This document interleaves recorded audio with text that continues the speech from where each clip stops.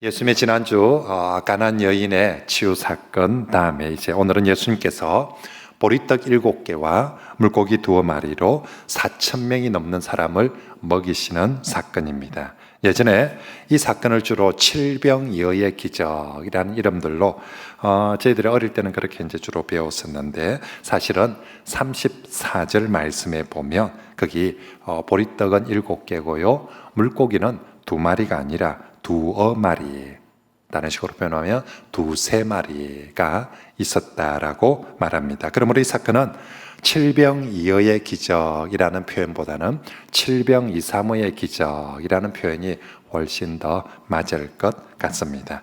아무튼 이 칠병이사모의 기적은 지난번 14장에서 나왔던 오병이어의 기적과 아주 유사합니다. 기적을 행하시는 주인공이 예수 그리스도이시고요, 배경은 광야라는 곳에서 둘 다 물고기 보리떡을 이용해서 기적을 행하십니다. 그리고 둘 다 예수님께서 축사하시고요, 그리고 둘 다 제자들을 통하여서 나누어 주시고 사람들 모두가 엄청나게 배불리 많이 먹었고 두 사건 모두 다 풍족하게 남았다라고. 그래서 오병 7병 이거 빼놓고는 거의 다 모든 것이 아주 유사한 사건입니다. 자, 그러면 성경은 왜 이렇게, 오늘 복음서는 왜 이렇게 비슷한 사건을 한 번 더 기록을 하고 있을까? 일반적으로 복음서에서, 성경에서 비슷한 기적을 중복해서 기록하는 경우는 거의 없습니다. 대부분 복음서에서 기적을 기록할 때는 각 종목별로, 문둥병, 안전병이 이런 각 종목별로 대표적인 사건 하나씩을 선별해서 기록하는데, 오늘 이제 이 오병이어 7병이어는 거의 비슷한 사건을 2번이나 기록을 하고 소개를 한다. 왜 그럴까? 그것은 첫째는 이 천국 잔치의 확실성을 보여주기 위함입니다. 성경에서 언제나 두 사건, 두 증인이 등장할 때는 이것이 우연하게 일어난 사건이 아니라 확실하게 일어나는 사건이다라는 것을 강조합니다. 제자들은 이제 이 2번의 이 기적에서 모두 다 현장에서 목격하는 사람들은 제자들입니다. 저쪽 오병이의 기적은 저 무리들이 경험했고, 칠병이의 기적은 이 무리들이 경험했고, 근데 이 두 사건을 모두 다 경험하는 사람들은 제자들입니다. 제자들 입장에서 2번이나 이 사건을 경험을 한다는 것은, 그죠? 지난번 한 번 그 사건으로 끝나며 우연히 그랬을 수도 있고, 또 예수님 어쩔 수 없이 그랬을 수도 있고, 여러 경우가 있었는데 2번이나 이 사건이 일어나고 있다는 것을, 그것도 한두 명이 보는 것이 아니라 수많은 사람들 앞에 제자들 보기의 입장에서, 와, 이건 확실하다.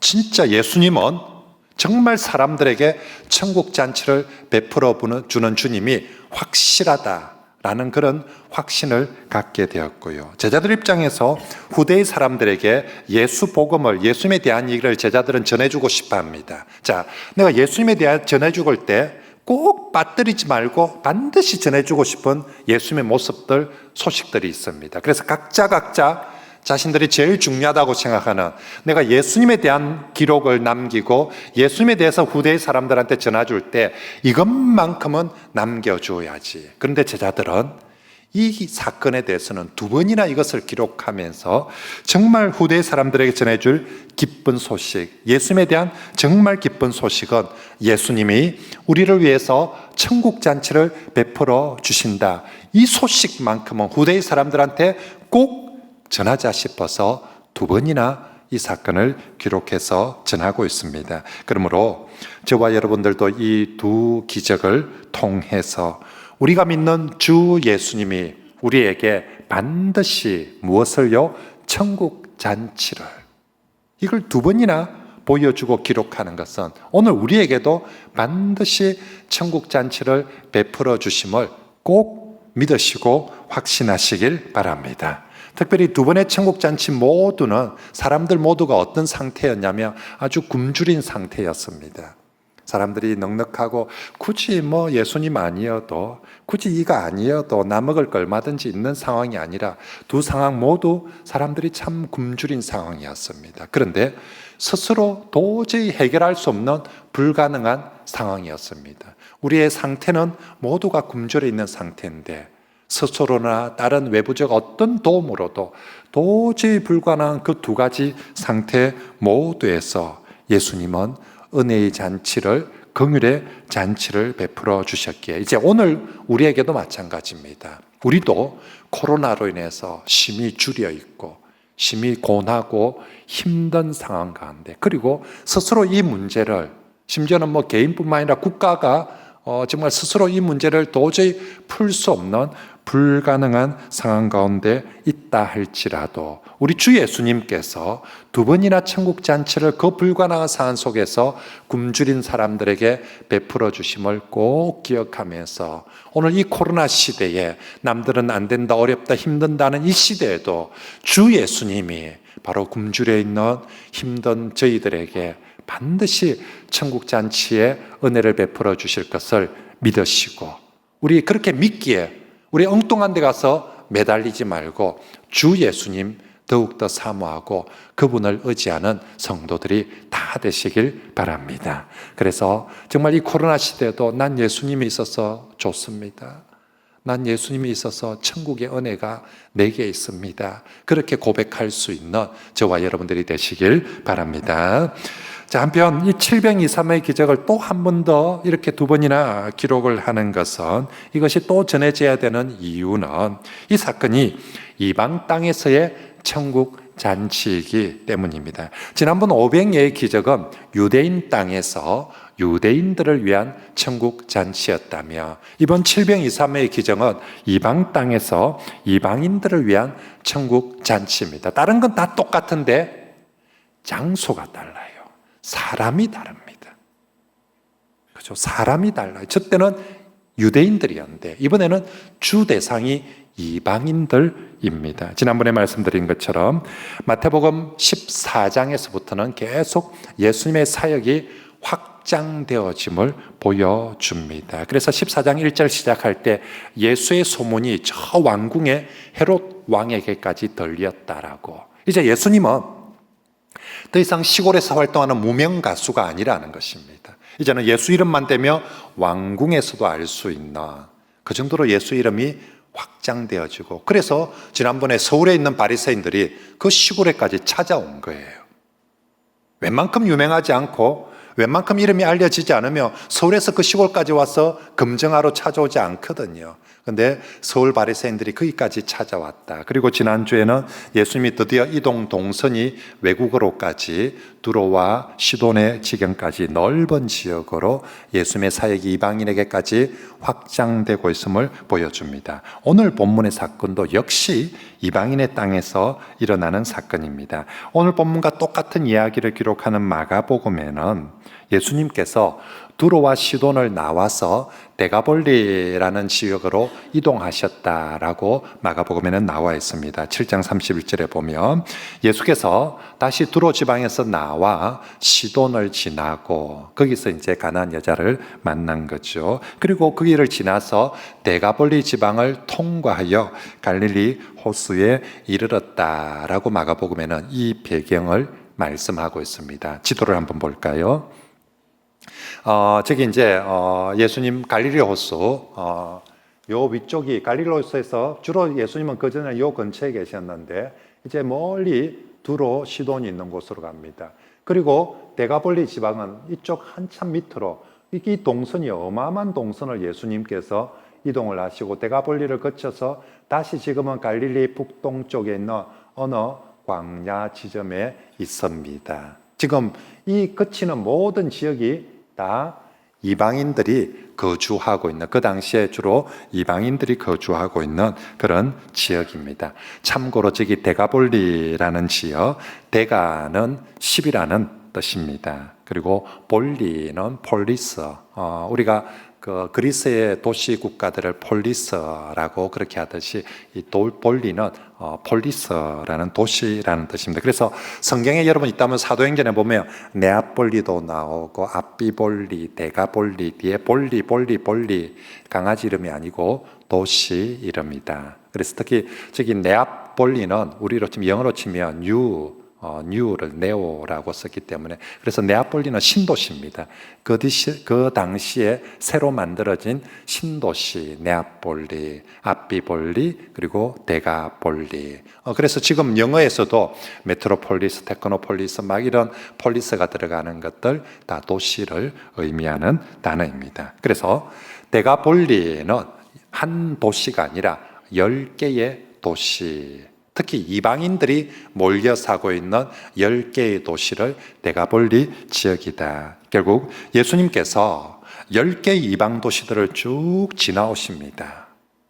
그러니까 많은 이방인들이 예수님을 따라와서 갈릴리 북동쪽에 있는 지금 어느 광야, 어느 산에까지 그렇게 많은 이방인들이 몰려와 있는 것입니다. 그래서 바로 그곳에 오늘 이 사건이 칠병이삼의 사건이 일어났죠. 자, 그리고 본문 30절과 31절에 보면 예수님의 어떤 특정한 사역이 아니라 예수님의 사역을 요약하는 말씀이 30절과 31절 말씀인데 이런 표현이 마태복음에 지금까지 3번 나오고 있습니다. 전부 다 어떤 한 지역에서 예수님의 사역을 마무리할 때 이런 표현을 씁니다. 첫 번째 마태복음 4장에 처음 나오는데요. 그때 갈릴리 1차 사역 베스나움, 가버나움을 중심으로 하는 저 갈릴리에서 처음 사역을 마무리하면서 마태복음 4장에 예수께서 온 갈릴리에 두루 다니사 어디에요? 온 갈릴리 두루 다니면서 주로 어디에서?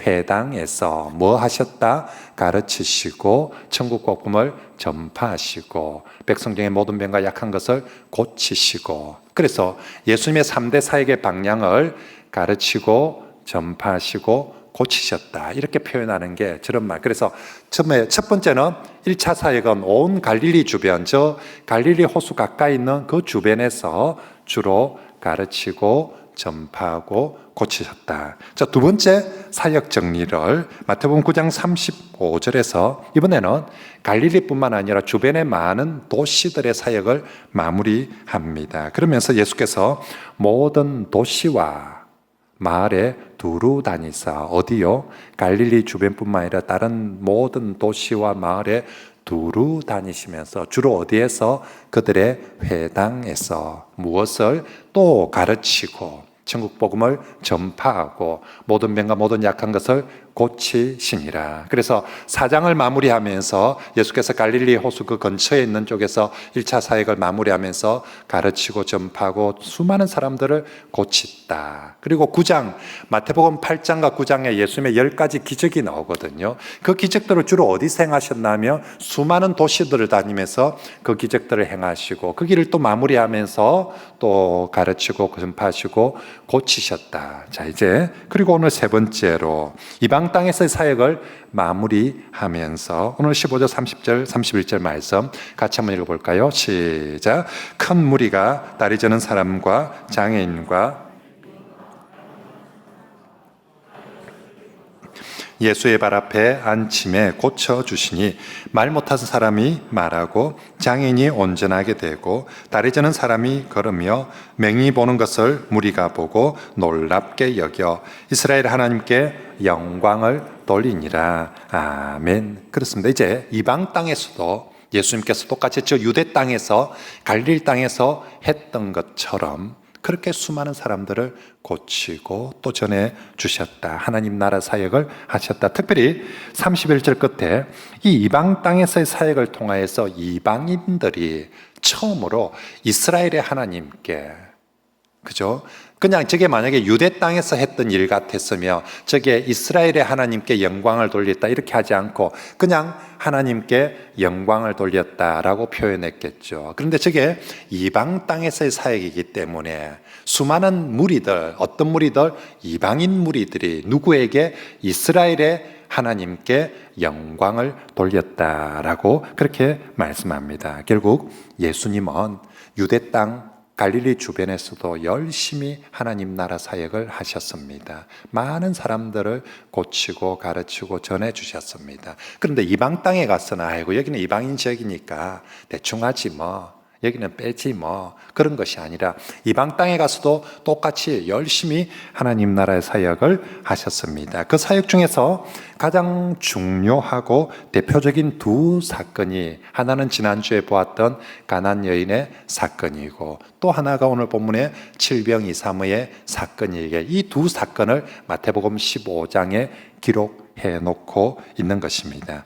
가나안 여인의 사건은 가나안 여인의 개별적 치유 사건이죠. 어떤 이방 땅에 갔더니 한 가나안 여자가 있었는데 참 믿음이 좋더라. 그래서 그 여자가 정말 오직 믿음 하나로 이런 은혜를 받았다는 개별적 치유 사건의 한 예라며, 칠병이사무의 기적은 거긴 이제 어떤 특별한 그 이방인들 중에서 특별한 믿음이 좋은 어떤 사람을 대상으로가 아니라 정말 수천 명의 이방인들, 거기는 다 믿음이 좋다고 볼 수 없어요. 그게 어중이 떠중이도 있고요. 뭐 하여튼 그냥 뭐 얼떨결에 따라온 사람도 있고 구경하러 온 사람도 있고 한데 정말 보편적 이방인들을 향하여서 예수님께서 베푸신 보편적 기적의 사건의 한 예다. 그래서 예수님은 이방 땅에 가시며 거기서 특별히 이방 땅 사람 전체가 아니라 특별히 믿음 좋은 사람들에게만, 만약에 가나안 여인의 사건만 있었다면 예수께서 특별히 믿음 좋은 사람에게만 특별한 은혜를 베푼다 할 텐데, 보니까 예수님은 이 칠병이사무 사건을 보니까 특별히 믿음 좋은 사람뿐만 아니라 그냥 보편적으로 이방인들에게도, 저 유대인들에게도 보편적 유대인들에게 오병이의 기적을 베풀어 주신 것처럼 이방인들에게도 보니까 보편적 이방인들에게도 똑같이 주님께서 은혜를 베풀어 주신다. 특별히 그 은혜가 어떤 은혜냐? 천국 잔치를 유대인이나 이방인이나 똑같이 주님이 베푸시는 그 보편적 은혜가 뭐냐? 천국 잔치의 은혜를 베풀어 주시더라는 것입니다. 그리고 더 놀라운 것은요, 이방인을 위해서 베풀어 주셨던 그 천국 잔치의 은혜보다, 그 유대인들에게 베풀어 줬던 천국 잔치의 은혜보다 이방인들에게 베푼 천국 잔치의 은혜가 더 풍성하고 더 많이 남았다는 것이죠. 유대인들을 위해서 베푸신 천국 잔치에 남은 분량이 얼마나 남았다고요? 12바구니가 남았다고 했는데, 이방인들을 위해서 베푸신 이 천국 잔치에는 7광주리가 남았다라고. 저희들은 어릴 때는 12이 더 많지 싶은데 알고 보니까 12바구니, 바구니는 우리가 시골에서 농사지로 할 때 옆에 팔에 이렇게 다 끼는, 이렇게 감자 캐거나 뭐 이렇게 호미 들고 가거나 이렇게 할 때 팔에 끼는 이걸 바구니라고 하고요. 광주리는 우리나라로 치면 이 어깨에 매는 건데, 옛날에 넝마 줍던 사람들이 보면 큰 광주리 어깨에 매고 넝마 집게로 이렇게 탁탁 이렇게 줍어가지고 가는, 그게 광주리예요. 광주리가 얼마나 크냐면 사도행전 9장에 보면 사도 바울이 다메섹 성에서 성문을 빠져나가는데 저 광주리에 담겨서 성벽을 내려왔다라고. 그러니까 광주리는 큰 성인 한 사람이 거기 쏙 들어가도 될 만큼 큰 용기가 광주리죠. 그래서 여기 12바구니 다 모아도 아마 그 12바구니가 갖다 보면 한 광주리쯤 되지 않겠는가. 그렇게 본다면 7광주리 남은 건 여긴 엄청나게 많이 남았다. 저기 유대인들을 위해서 잔치를 베풀 때보다 예수님이 이방인들을 위해서 잔치 베푸는데 남은 게 더 많이 남았다. 무슨 얘기입니까? 이 잔치도 저 잔치 못지않게 풍성했다는 것입니다. 그리고 뒤에, 예수님 뒤에 지금 7광주리나 엄청나게 많이 남아있다는 것은 아직도 이방인들에게 베풀어질 은혜가 많이 남아있다는 것입니다. 이방인들이니까 좀 부족하게 안 주면 어떤 놈 한 개라도 주면 고마운 줄 알고, 그게 아니라 이방인들한테 주고도 지금 7광주리가 뒤에 남았으며, 여러분 잔치하는데 이 정도 남았으면 어떻게 합니까? 그 다음 액션은 빨리 가서 딴 사람들 오래 해라. 지금 누구든지 와도 된다. 난리 났다. 이거 세상에 예수님이 유대인만 잔치 베풀어 주는 줄 아는데 이방인 다 해준다. 이거 빨리 오래 해라. 남은 사람들 다 오래 해라. 다 오래 해라. 오늘 본문은 7광주리를 남았다고 하면서 우리들에게 그렇게 지금 초대하는 것입니다. 다 오라고 해라. 이방인들 다 우리가 이방인들이지 않습니까? 다 오라고 해라고. 예수님이 누구든지 이방인들 믿음 별로 없어도 된다. 그냥 오면 된다. 착한 일 별로 안 해도, 헌금 별로 안 해도, 좀 부족해도 그냥 다 오면 된다. 오라고 해라고. 그렇게 초대하고 부르고 있는 것입니다. 그렇습니다. 지금 이 예수님의 천국잔치, 특별히 이방인들을 위해서 베푼 천국잔치 많이 남았답니다. 그러므로 더 많이, 지금 우리 교회에 와 있는 이 숫자보다 더 많이 와도 된다고. 지금이라도 우리 보고 네 친구 있으면, 너 그 가족 있으면, 네 형제 있으면 데리고 오라고. 주님이 얼마든지 천국잔치 베풀어 준다고. 가나안 여인과 같이 개 취급을 받던 사람도 와도 된다. 그리고 정말로 아무 이름 없는 사람도, 여기 723호 기적에 있는 사람, 이름 있는 사람 아무도 없거든요. 지난주 본문에는 그래도 그 여자가 가나안 여자라는 표시라도 했는데, 이번에는 정말 어떤 특징도 없습니다. 아무 이름 없어도 되고 아무 공로 없어도 된다. 누구든지 예수님께 오기만 하면, 지금도 이만큼 남아 있으니까 얼마든지 은혜 받을 수 있다라고. 그리고 주님의 천국잔치에 차별 없다. 딴 데 가면 어디 가도 사람 차별, 심지어는 먼저 온 사람, 뒤에 온 사람, 순서 차별, 능력 차별, 온갖 차별이 있는데요. 주님의 천국잔치는 저 유대인들에게 베푸신 천국잔치나 이 이방인들에게 베푸신 천국잔치나 조금도 차별이 없습니다. 저기는 예수님이 축도하고, 요는 베드로 네가 해라, 그냥 피곤한데 네가 해도 안 되겠나. 아유, 그래도 주님 하셔야죠. 됐다만 네가 해라. 아이고, 내가 해가지고 양 모지라 못 잡니까 하면서 모질한 대로 먹으라 하면서, 여기는 보리떡 주고 물고기 주고, 저는 밀가루 주고, 저는 딴 거 주고, 그런 것 아닙니다. 정말 이들에게 보리떡 물고기 준 것처럼 여기도 그렇게 주시고요. 이들을 향해서 축사하신 주님이 여기도 똑같이 축복해 주시고, 저들에게도 제자들을 통해서 나누어 주도록 하신 주님이, 정말 제자들이 유대인 잔치에서는 나눠줄 때 어깨 뽕 들어가고 기분 부쩍해가지고 와 이러면서 나눠줬을 거예요. 근데 유대인들한테, 이방인들한테 나눠주라 할 때는 저거 갖다 뭐라 하죠. 저 이방인들한테 우리가 어찌 접촉을 하겠습니까? 아무리 그래도 여는 그냥 쌓아놓고 저가 들고 와서 묻도록 합시다. 그러지 않았어요. 틀림없이 아마 제자들은 좀 꺼려 했을 거예요. 아이고, 예수님, 목사님 이방인들까지 챙겨줄라 합니까? 저것들 먹든지 말든지 놔두고 저거 알아서 뭐라 하지, 코로나 때 접촉하면 안 되는데 우리 보고 나눠주란다면서 아마 제자들은 꺼려 했을 수 있어요. 그런데 주님 똑같이 저 유대인들에게 너희가 나누어 준 것처럼 똑같이 그렇게 나누어 주가라고. 그리고 남은 양은 똑같이 배불리 먹고, 남은 양은 훨씬 더 정말 우리 주님, 제자들 참 놀랬을 겁니다. 진짜 차별 없이, 유대인 이방인 차별 없이 이렇게 잔치해 주시구나. 그 예수님이 오늘도 교회 목사라고 복숭아 더 주고 빵 더 주고, 그렇고 장로라고 더 주고, 평신도들이라고, 교회 온 지 얼마 안 된 초신자라고, 또 교회 봉사도 잘 안 했다고, 헌금도 얼마 안 했다고 차별하지 않습니다. 우리 주님께서 베푸시는 이 긍휼의 잔치에 누구든지 차별 없이 풍성하게 이 복을 누리게 될 줄 믿습니다. 그러므로 정말로 우리 성도들 정말 주님, 성경이 전하는 예수님, 우리 왜 천국잔치, 이방인이든 유대인이든 차별 없이 천국잔치 베풀어 주시는구나. 그러므로 여러분 중에 혹시 나는 참 치질이도 복이 없다라고 생각하는 분들, 그래서 가끔씩 팔자 타령을 하는 분들이 있죠. 나는 진짜 부모 복도 없어가지고 진짜 지질이 못 사는 집에 태어났는데, 결혼해서 처가 복도 없고 남편 복도 없고, 장인 장모님이라도 좀 잘 살아가지고 좀 받으면 될 텐데 처가 복도 없고, 남편도 지질이 못 만나가지고 직장도 좋도 못하고 월급도 많지 않고, 나이는 좀 더 들어서 자식 복이라도 있어가 자식이 잘 돼가 돈 많이 벌어주고 용돈 많이 주면 좋을 텐데 어찌 그리 자식 복도 없는지. 아이고, 문디 손들 내한테 더 뜯어가지는 않으면 좋겠다면서 정말 자식 복도 없고, 나는 왜 이리 팔자가 복이 없을까라고 혹시나 그렇게 여기는 분들, 아무리 내가 지질이 복음없는 팔자라 할지라도 예수 그리스도 그분 앞에 오십시오.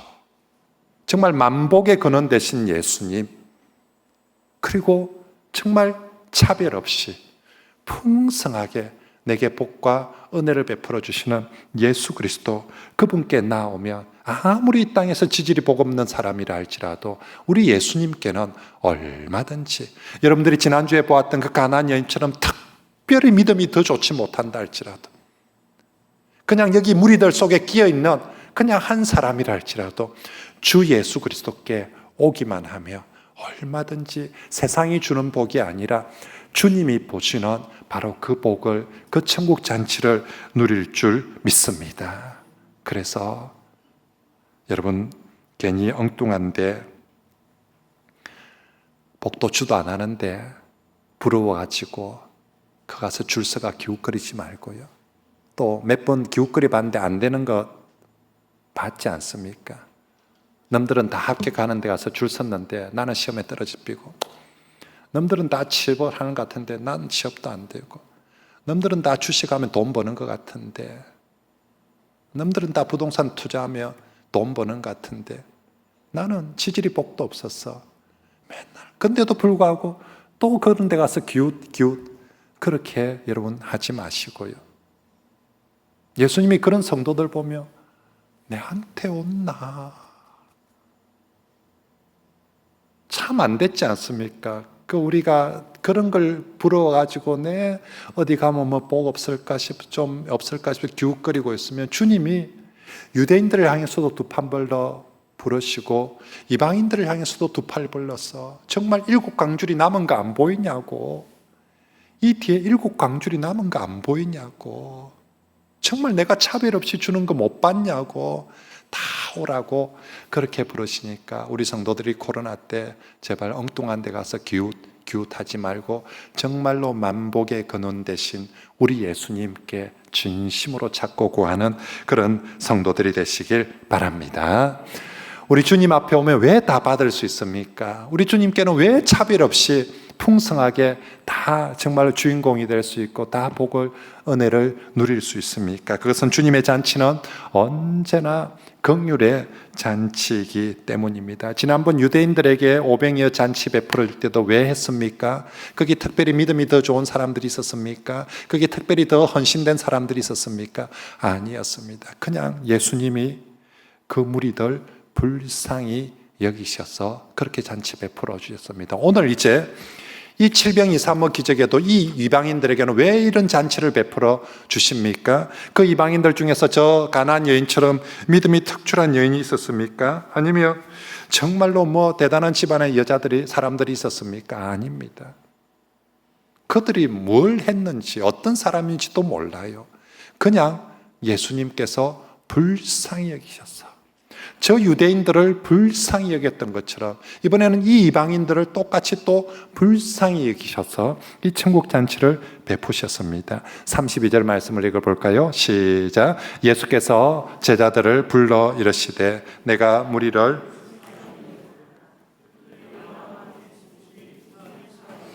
먹을 것이 없도다. 길에서 기진할까 하여 굶겨 보내지 못하겠노라. 아멘. 예수님께서 제자들에게 말합니다. 내가 무리를, 이방인들이지만 제자들 좀 뚱했겠죠. 뭐 저런 사람들까지 목사님 뭐 불쌍히 여길 게 뭐 있습니까 하면서 제 이방인들인데, 근데 주님 내가 저 무리를 불쌍히 여기노라. 그들이 나와 함께 있은지 이미 사흘이나. 저들은 참 가련하고 불쌍한 사람들이지만 그래도 예수님 한번 말씀 들어보려고 따라보려고 3일이나 예수님과 함께 있어서 이제 저들이 기진하여서 굶겨서 보내는 거 내가 보지 못하겠다. 먹여줘야 되겠다. 예수님 그렇습니다. 우리 주님의 마음은 유대인을 대할 때도 이방인을 대할 때도 주님의 마음, 주님의 눈은 언제나 긍휼의 마음이고 긍휼의 눈이었습니다. 그래서 남들이 개취급하는 이방인도 아마 제자들도 싫었을 겁니다. 하지만 주님은 고쳐주셨습니다. 그게 30절 31절 말씀 3일 동안이나 정말 죽게 나온 이방인들 온갖 정말 각색 병든 이쪽에서 볼 때는 더러운 사람들이죠. 그죠? 저쪽에서 볼 때는 각종 병자들, 장애인들인데 이쪽 편에서 보면 각종 불결하고 정말 이렇게 오염된 더러운 사람들인. 근데 예수님 왜 고쳐줍니까? 불쌍히 여기셨어요. 그렇게 열심히 고쳐주시고 나서 이제 그냥 가도 되는데, 그죠? 그 고쳐준 것에도 얼마나 고맙습니까? 근데 고쳐주고 나니까 또 굶주린 게 예수님 보시기에 또 안 돼서 또 불쌍해서 불러다가 먹여서 보내야 되겠다. 치료해주고 차비까지 지어주면서 보내야 되겠다라고. 저래 가면 또 굶을 텐데 내가 먹여서 보내야 되겠다라고 우리 주님 말씀하시는 것입니다. 정말로 우리 주님께서 이방인들이지만 결코 심판의 눈으로 보지 않는 거죠. 만약에 주님께서 사람들을 정의롭게만 대하신다면 우리 사람들 모두는 심판받아서 죽어야 할 죄인들일 것입니다. 우리가 그렇게 외치는 공정, 정의, 만약에 주님이 우리를 모두 그렇게 대하신다면 이 목사부터 이 자리에 있는 우리 모두가 다 심판받아 죽을 죄인들입니다. 하지만 주님은 우리에게 심판의 눈으로, 정의 눈으로 우리를 대하는 것이 아니라 먼저 긍휼의 눈으로 우리를 대하시고 받아주시기에 우리가 오늘도 주님의 천국 잔치에 참여할 수 있는 줄 믿습니다. 그래서 주님은 이 개취급 당하던 이방인들에게도 긍휼의 눈으로 보기 때문에 병도 고쳐주시고요.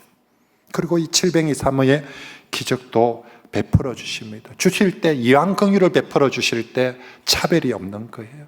정말 모두에게 풍성하게 베풀어 주십니다. 저는 그 주님께서 오늘도 동일하게 나를 보실 때, 우리 성도들을 볼 때 우리 주님이 동일하게 긍휼의 눈으로 우리를 보고 계실 줄 믿습니다. 저 예배당 문을 들어올 때에 예수께서 아이고 저 인간 하고 비난의 눈으로, 또 아니면 검찰들이 조사하듯이 한 볼까, 그런 눈으로 만다게 본다며 우리 중에 누가 주 앞에 설 수가 있겠습니까? 그런데 우리 주님 저 문을 통해서 4,000명이 들어오든 5,000명이 들어오든 한 사람 한 사람 주님 보시는 눈은 긍휼의 눈입니다. 우린 늘 그렇게 생각합니다. 아이고 저 목사님 저것들 게을러서 그래요. 지가 열심히 하면 뭐 아무리 코로나도 굶어 죽겠습니까? 하지. 게을러 파지 가지고. 저런 사람 도와줄 필요도 없어요.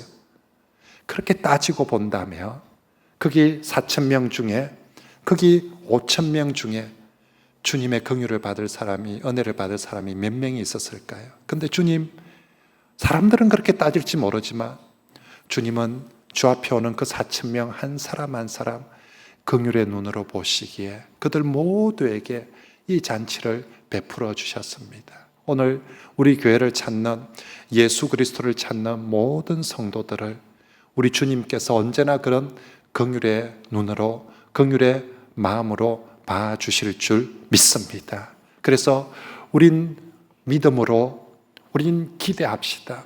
예수님 뒤에 나를 위한 7강주리가 남아있음을, 그걸 보고 나옵시다.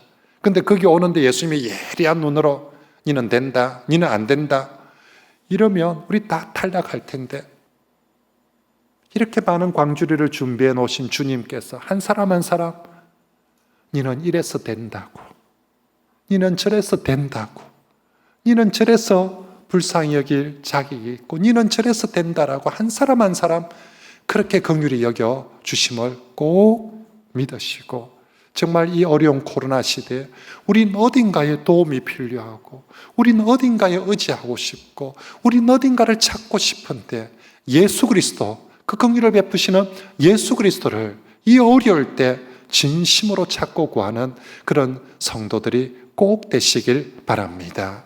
이들이 3일이나 주와 함께 있었던 것처럼 우리가 그렇게 주께 나아가고 주와 함께 있으며 우리 주님께서 반드시 우리에게도 긍휼의 은혜를 베풀어 주실 줄 믿습니다. 그래서 우리 훗날 주님이 그때 내게 정말 긍휼을 베풀어 주셨습니다. 우리가 그렇게 고백할 수 있기를 바랍니다.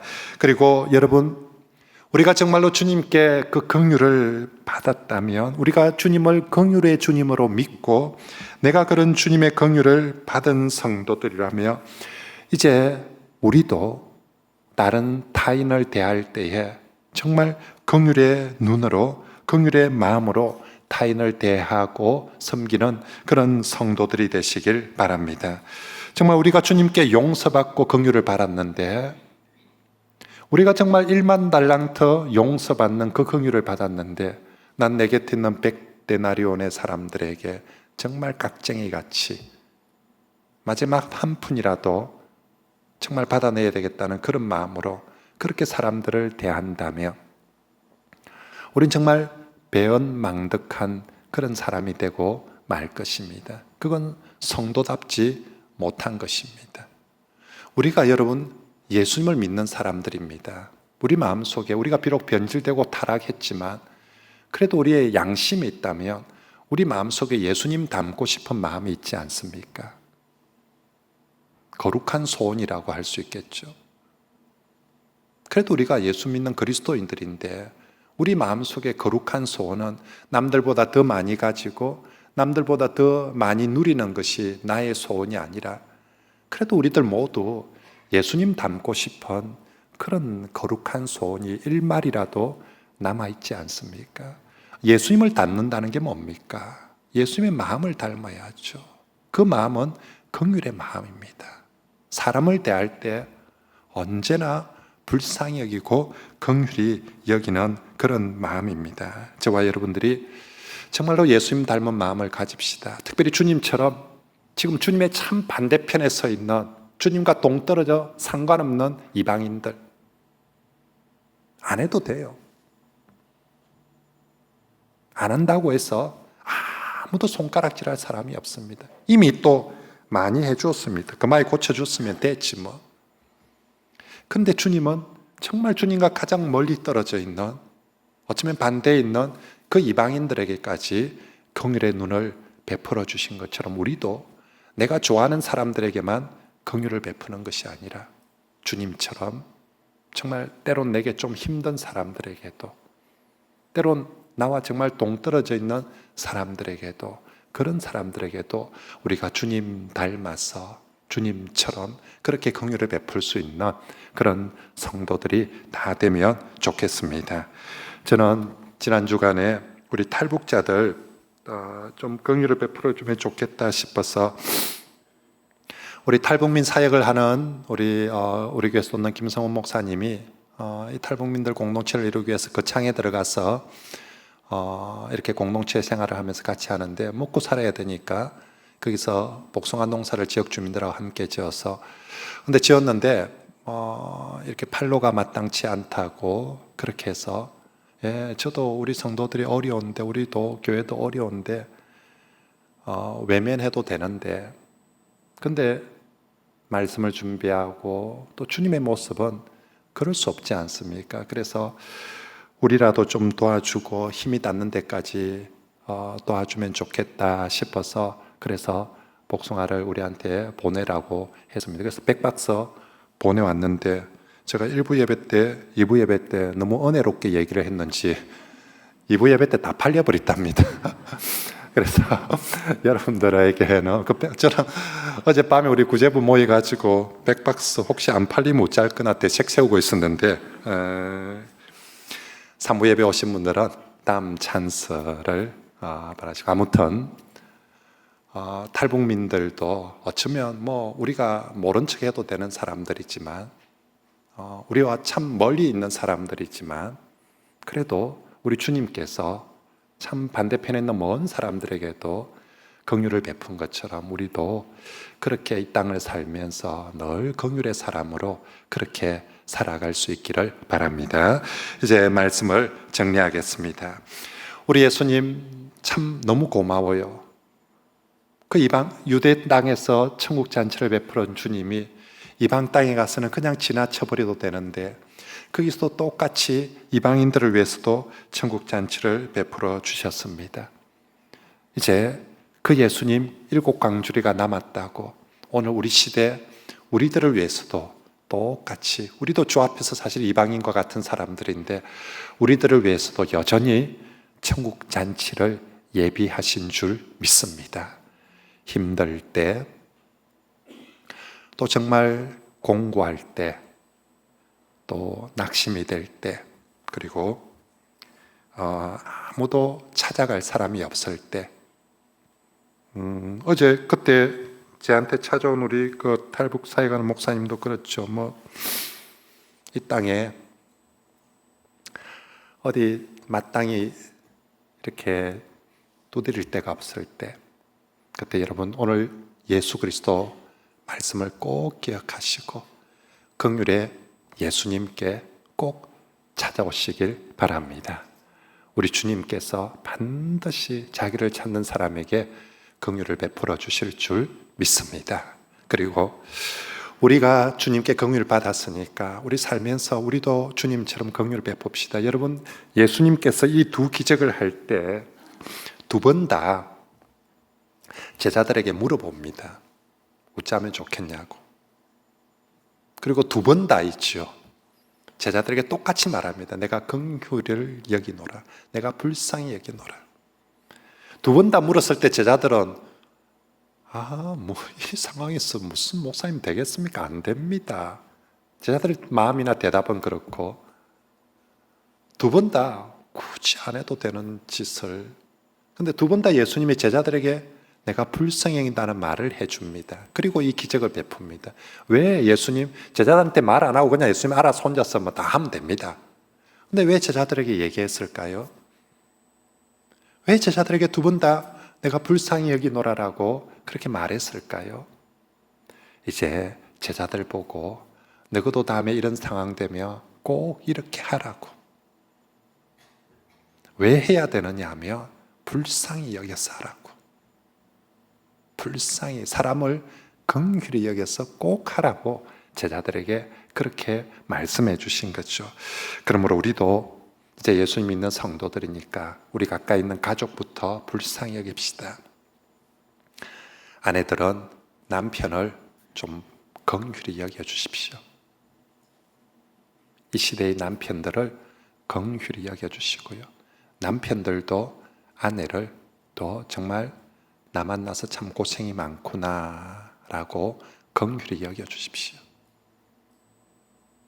우리 자녀들은 부모를 긍휼히 여겨 주시고요. 나이가 드신 부모뿐만 아니라 또 좀 더 젊은 부모도, 우리 자녀들은 부모를 긍휼히 여기고, 우리 부모님들은 우리 시대의 자식들, 청년이든 학생이든 또 중년이든 부모들, 우리 자녀들 불쌍히 여겨주시고요. 서로가 서로를 불쌍히 여겨야 됩니다. 그리고 우리 곁에 있는 성도들, 특히 좀 더 가난한 성도들, 우리가 좀 더 불쌍히 여겨주시고, 그래서 정말 사람들이 이게 어려워지면 이기적으로 되거든요.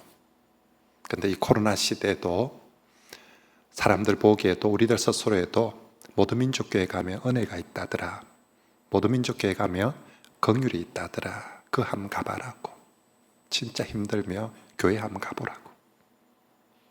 주변 사람들한테 그래야 되지 않겠습니까? 그래서 우리 교회가 그렇게 은혜가 있고 긍휼이 있는 그런 하나님 나라가 되기를 바랍니다.